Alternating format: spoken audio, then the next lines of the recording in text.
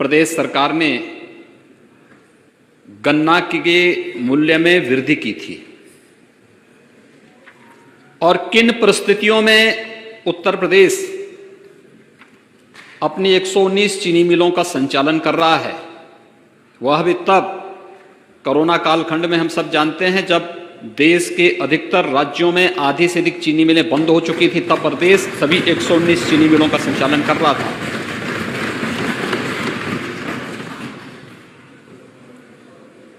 अगर 2004 से लेकर के 2017 के बीच में गन्ना मूल्य के पूरे भुगतान को जोड़ लिया जाए, महोदय 13 से 14 वर्ष का गन्ना मूल्य का भुगतान जितना नहीं हुआ उतना पिछले 3.5 वर्ष के अंदर हमारी सरकार ने गन्ना किसानों के खातों में सीधे भेजने का कार्य किया है। चिंता अन्नदाता किसान नहीं व्यक्त कर रहा है, लेकिन हां, अन्नदाता किसान को धोखा देकर के दलाली करने वाले लोग आज जरूर इस बात को लेकर के चिंतित हैं, ये पैसा सीधे उनके खातों में क्यों जा रहा है। आज तो पर्ची भी उनके स्मार्टफोन पर प्राप्त हो जा रही है, तो ये जो दोषी दलाली का जरिया था वो भी समाप्त हुआ। इसलिए उनकी चिंता ज्यादा उसमें दिखती है, इसके पीछे सद्भावना नहीं दुर्भावना ज्यादा है। और इसलिए महोदय दुर्भावना वाली बात को, क्योंकि सच स्वीकार करने की हिम्मत नहीं, इसलिए भाग खड़े हुए, ये भाग खड़े हुए। और समाजवादी पार्टी, आश्चर्य होता है मुझे, समाजवादी पार्टी जब किसान के बारे में बोले, युवा के बारे में बोले, महिलाओं के बारे में बोले, तो मुझे आश्चर्य होता है। प्रदेश के अंदर हम लोगों ने एंटी भू माफिया टास्क फोर्स बनाया हुआ है। 67,000 हेक्टेयर से अधिक लैंड हम लोगों ने इन भू माफियाओं के कब्जों से मुक्त कराई है। ये ज्यादातर जमीनें सत्ता में रहने के दौरान इन लोगों ने जबरन किसानों की ही दबाई थी या सार्वजनिक जमीनों को कब्जा किया था, जिन्हें आज कब्जों से मुक्त करा करके कहीं डिफेंस कॉरिडोर में उसका उपयोग किया जा रहा है, कहीं प्रदेश में नए निवेश को आमंत्रित करने के लिए इन कार्यों को किया जा रहा है, और कहीं पर किसानों के हितों के लिए निराश्रित गोवंश आश्रय स्थल भी उन्हीं भूमि पर बनाने का काम हो रहा है, जिसमें 6 लाख से अधिक गोवंश के संरक्षण का कार्य वर्तमान में प्रदेश सरकार कर रही है।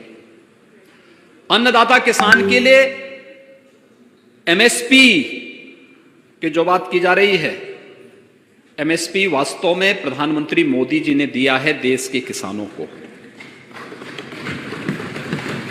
और प्रदेश के अंदर प्रोक्यूरमेंट की पॉलिसी हमारी सरकार 2017 में लेकर के आई है। नहीं तो 2003 से लेकर के 2017 के बीच में आप देखेंगे 3 लाख, 5 लाख, 6 लाख कुंटल तक ही प्रोक्यूरमेंट होता था।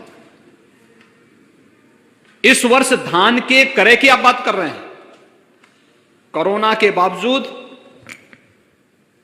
66 लाख मीट्रिक टन धान का क्रय इस बार एमएसपी के आधार पर धान के किसानों से किया गया। चीनी मिलें हमारी संचालित चल रही हैं, चीनी मिली ही नहीं, खांडसारी के लाइसेंस भी फ्री कर दिए गए, ऑनलाइन उनको सभी लाइसेंस मिलेंगे। ये सब किसानों के हितों को ध्यान में रख करके सारी कार्रवाई सरकार ने की। कोरोना कालखंड के दौरान गेहूं की फसल तैयार थी, गेहूं की फसल के लिए केंद्र बनाने थे, उस समय भी प्रदेश सरकार ने जगह जगह क्रय केंद्र स्थापित किए, हमें अतिरिक्त व्यवस्था देनी पड़ी, और लेकिन किसी भी किसान को हम लोगों ने निराश नहीं होने दिया। प्रोक्यूरमेंट जितना पिछले 3.5 पौने 4 वर्ष के दौरान हुआ है, महोदय मैं दावे के साथ कह सकता हूं कि किसी भी सरकार की, वह समाजवादी पार्टी की दोनों बार की सरकार रही हो, 2003 से लेकर के 2017 के बीच में, और बहुजन समाज पार्टी की सरकार रही हो, ये सभी अपने समय के कार्यकाल को देखें और फिर तुलना करेंगे इन 3.5 वर्षों के कार्यकाल के दौरान, तो इनके 5 वर्ष के कार्यकाल पर 3 वर्ष का कार्यकाल कई बारी हावी होता हुआ दिखाई देता है, भारी पड़ता है। जहां तक केंद्र सरकार के द्वारा बनाए गए 3 कृषि कानून हैं, मैं विनम्रता के साथ कहना चाहूंगा कि केंद्र सरकार ने इसके लिए इस किसान संगठनों के साथ बड़े सम्मान के साथ वार्ता के लिए आमंत्रित किया। कई दौर की बातचीत हुई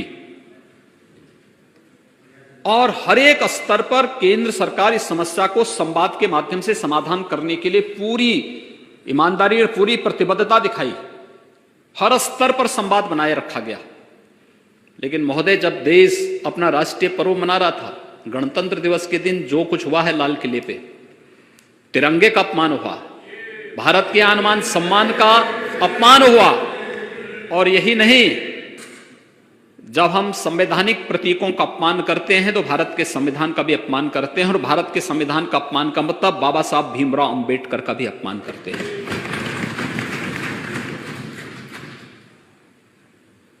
कौन वे लोग हैं जो इस आंदोलन की आड़ में आकर के भारत की छवि को देश के अंदर भी और दुनिया के अंदर भी खराब करने का प्रयास कर रहे हैं? क्या ये साजिश नहीं? जब भारत दुनिया के अंदर अपनी एक धमक के साथ आगे बढ़ रहा है, दुनिया के अंदर भारत एकमात्र देश है जिसने दो कोरोना के वैक्सीन बनाए हैं, लॉन्च किए हैं, न केवल अपने देशवासियों को दे रहा है बल्कि दुनिया के अपने मित्र देशों को भी पहुंचाने का कार्य कर रहा है। वह दिन आप भूले नहीं होंगे जब भारत की वैक्सीन ब्राजील जाती है तो ब्राजील के राष्ट्रपति जी ने संजीवनी बूटी से उसकी तुलना की कि जैसे हनुमान जी संजीवनी बूटी लेकर के आए थे लक्ष्मण जी का प्राण बचाने के लिए, ऐसे ही ये कोरोना वैक्सीन जो भारत ने विकसित की है, ये हमारे देशवासियों के लिए संजीवनी बूटी का कार्य करेगी। जब ये देश और यानी दुनिया के अंदर अपनी इस धमक को बना रहा है, जब दुनिया के अंदर भारत की एक नई पहचान बन रही है, और जब दुनिया का सबसे ज्यादा निवेश भारत के अंदर आ रहा है और सबसे अच्छे निवेश के गंतव्य के रूप में भारत एक नई धमक के साथ दुनिया के अंदर जा रहा है, दुनिया में अपनी एक नई पहचान बना रहा है, तब भारत की छवि को धूमिल करने के लिए कुत्सित प्रयास किस रूप में हो रहे हैं, ये किसी से छुपा हुआ नहीं है। ये घड़ियाली आंसू बहा देने से किसानों की समस्या का समाधान नहीं होने वाला है।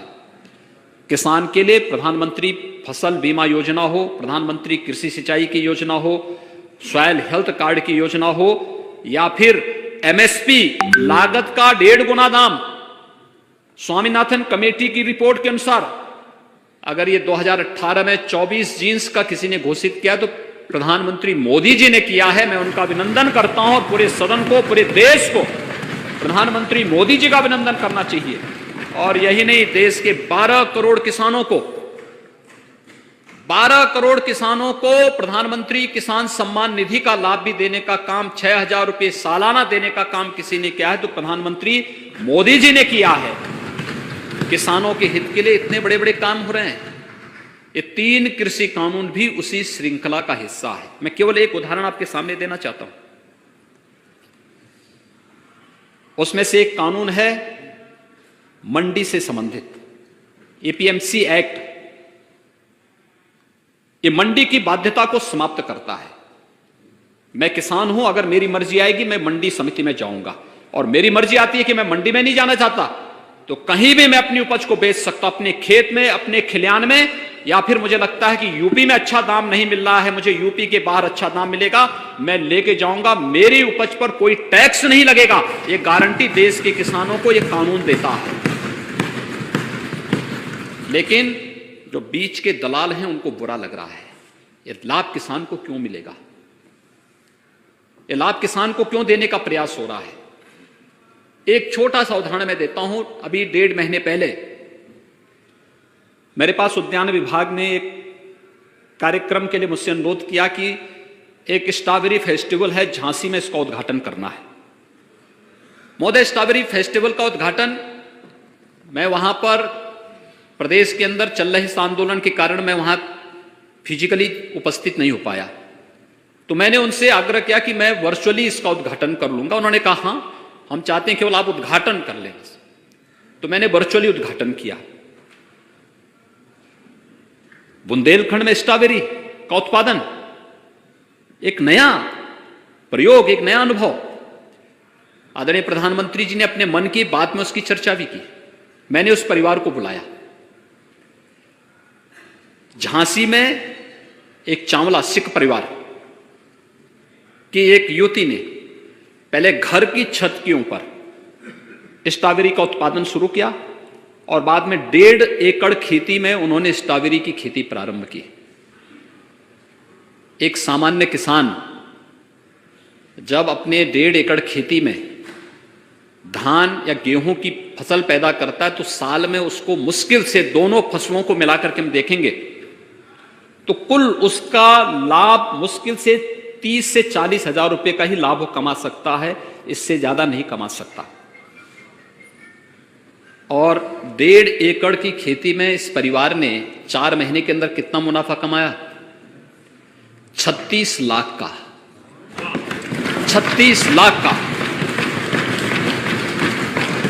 महोदय, यही 36 लाख प्रधानमंत्री मोदी जी हर किसान के जेब में डलवाना चाहते हैं कि जैसा लाभ स्ट्रॉबेरी खेती के माध्यम से एक किसान झांसी के अंदर लाभांश पैदा कर सकता। और वो स्ट्रॉबेरी कहां जा रहा है?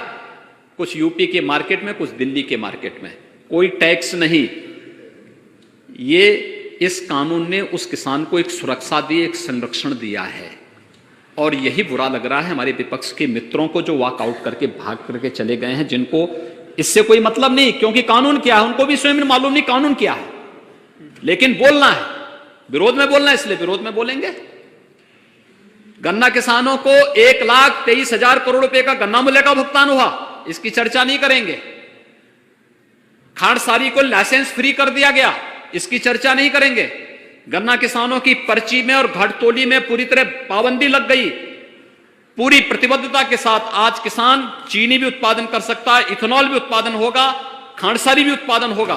उत्तर प्रदेश के अंदर पूरी मजबूती के साथ हो रहा है और किसान को उसका दाम मिल रहा है। ये उनको बुरा लग रहा है, कैसे हो पा रहा है? क्योंकि पहले तो पर्ची में दलाली होती थी, इसके बाद खांडसारी उद्योग में लाइसेंस के नाम पर पैसे ऐंठे जाते थे, फिर चीनी मिलों में अपना खेल अलग से प्रारंभ होता था। आज जब ये सारी चीजें समाप्त हो गई हैं तो विपक्ष के कुछ मित्रों को स्वाभाविक रूप से, जो इस खेल में पहले से रमे हुए खिलाड़ी हैं, तो उनको कहां से अच्छा लगेगा? तो उनकी अच्छाई, उनकी जो खींच है, उस खींच को कहीं ना कहीं तो उतारने का प्रयास करेंगे ही। दूसरा, महोदय, प्रधानमंत्री जी ने बार बार कहा एमएसपी जारी रहेगी। एमएसपी पे हम आज भी धान का क्रय कर रहे हैं। 28 फरवरी तक धान का क्रय हर उस केंद्र पे जो धान क्रय के लिए केंद्र खोले गए हैं उस सब पे धान क्रय लगातार चल रहा है, कहीं कोई समस्या नहीं। बृहद पैमाने पर धान का क्रय प्रदेश के अंदर हो रहा है। उत्तर प्रदेश में मैं कहता हूं जितना हम 1 साल में क्रय कर रहे हैं, बहुजन समाजवादी पार्टी और समाजवादी पार्टी के 5-5 सालों का रिकॉर्ड आप देख लीजिए। जितना इन्होंने 5 साल में नहीं खरीदा, हमने 1 साल में उतना धान किसानों से सीधे खरीदा है और एमएसपी उनके खाते में भेजा है, सीधे उनके खाते में एमएसपी भेजा है। तो एमएसपी का लाभ किसान को देने की गारंटी भी प्रधानमंत्री जी बार बार दे रहे हैं कि एमएसपी जारी रहेगी, किसान पे निर्भर करेगा। अगर एमएसपी से ज्यादा दाम किसान को मार्केट के बाहर अगर मिलता है तो किसान को स्वतंत्रता क्यों नहीं मिलनी चाहिए कि किसान अपनी उपज को सीधे बेचे और उसका मुनाफा कमाए। तीसरा, कॉन्ट्रैक्ट फार्मिंग की जो बात है, एक कॉन्ट्रैक्ट फार्मिंग ये म्यूचुअल अंडरस्टैंडिंग होती है और उसमें किसान के पक्ष में वह म्यूचुअल अंडरस्टैंडिंग होना है, किसी ऐसे व्यक्ति के पक्ष में नहीं। और इसके लिए तो अब एफपीओज बनाने की दिशा में भी प्रयास प्रारंभ हुए हैं। देश के अंदर 1,000 नए एफपीओज गठन, 10,000 नए एफपीओज गठन के लिए भारत सरकार सहयोग कर रही है। प्रदेश के अंदर हमने इस प्रक्रिया को आगे बढ़ाना प्रारंभ किया है। हर विकास खंड में एक किसान उत्पादक संगठन बना करके किसान को अधिक से अधिक मुनाफा देने की कार्रवाई प्रारंभ हो रही है।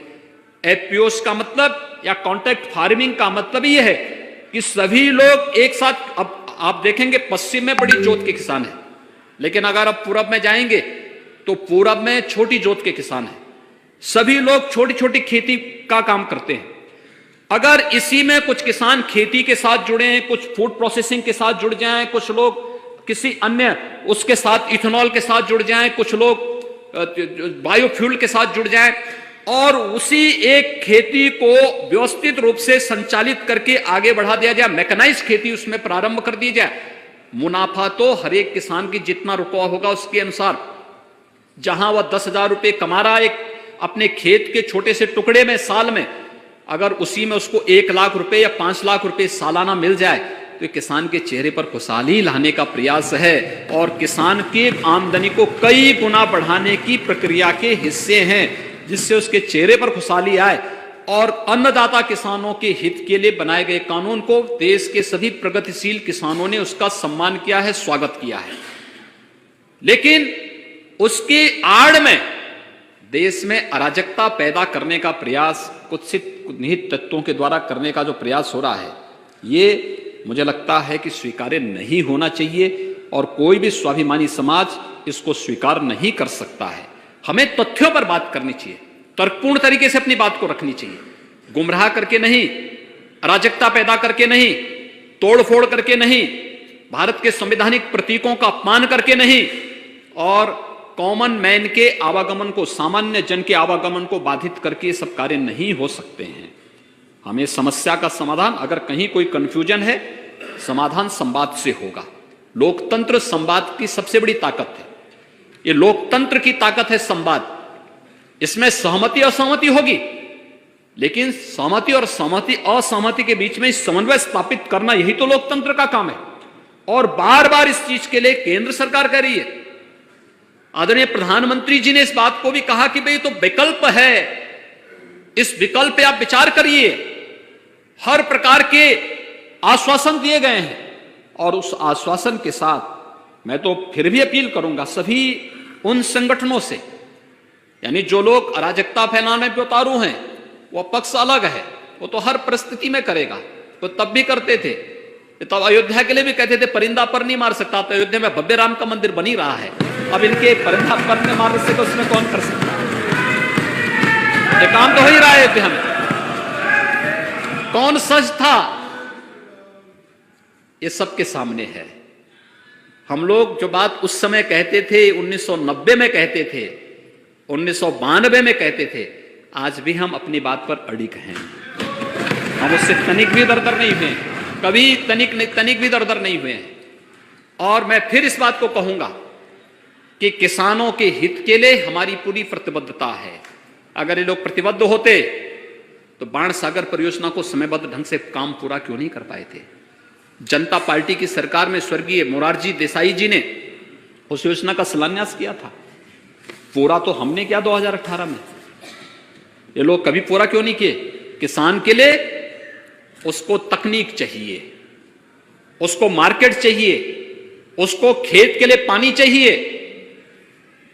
मनरेगा के माध्यम से, कन्वर्जेंस के माध्यम से उसको शासन का संबल चाहिए। हर स्तर पर उसको न्यूनतम समर्थन मूल्य की गारंटी मिलनी चाहिए।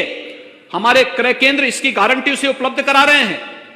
लेकिन इन सब से इतर जिन लोगों ने किसानों के हकों पर डकैती डालने का काम किया, जिन लोगों ने अपनी सरकार के समय किसानों पर जुल्म ढाए, जिन लोगों ने किसानों को यानी गन्ना किसान कितना हतप्रद हो चुका था। 2017 में जब हम आए थे, 2010-11 से गन्ना मूल्य का बकाया बाकी था। किसकी सरकार थी 10-11 में?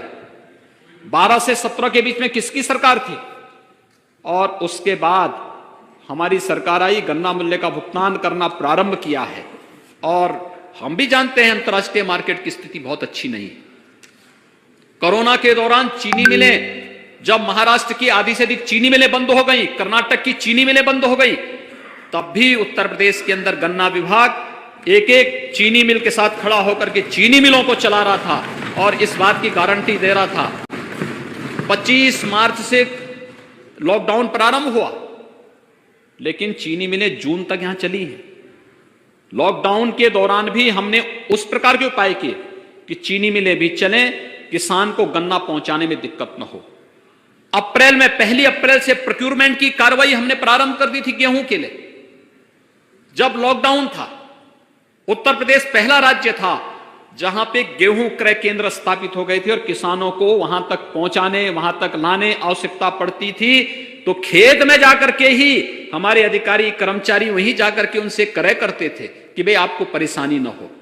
कोरोना संक्रमण को भी रोकना था, और मैं कह सकता हूं हमारी टीम ने, मेरे चाहे मंत्रिमंडल के सहयोगी हों या हमारी प्रशासनिक टीम हो, पुलिस की टीम हो, हमारे स्वास्थ्य कर्मी हो, स्वच्छता कर्मी हो, कोरोना वॉरियर्स हो, इन सब ने मिलकर के जो कार्य किया उसका परिणाम है कि उत्तर प्रदेश कोरोना प्रबंधन में भी सबसे अच्छा परिणाम दिया है, किसानों के हितों के लिए कार्य करने में भी सबसे अच्छा परिणाम दिया है, और आगे भी उत्तर प्रदेश सरकार किसानों के हित के लिए हर प्रकार से प्रतिबद्ध होकर के कार्य करने के लिए पूरी तरह प्रतिबद्ध है।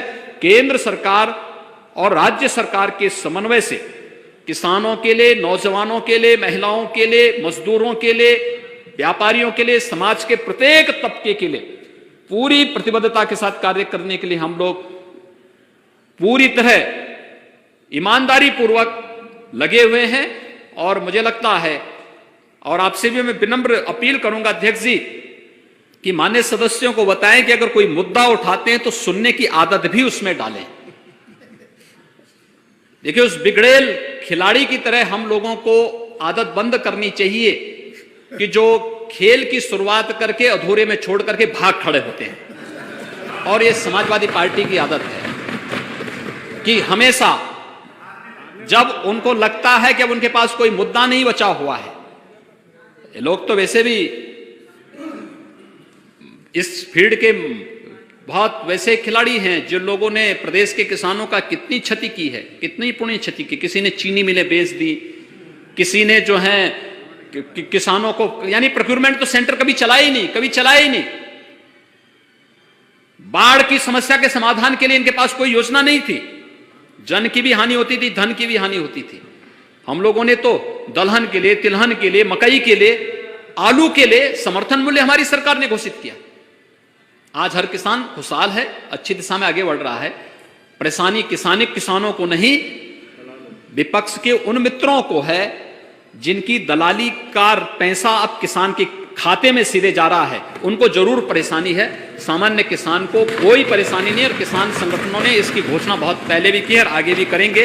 और मैं फिर इस बात के लिए आश्वस्त करता हूं, सरकार किसानों के हितों को पूरी तरह प्रतिबद्ध होकर के समर्पित भाव के साथ कार्य करेगी।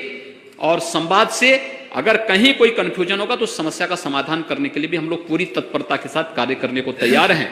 और मुझे लगता है कि कहीं भी किसी पे कोई प्रतिबंध नहीं लगाया गया है, किसी भी प्रकार का कोई भी रोक टोक किसी कार्यक्रम में नहीं है।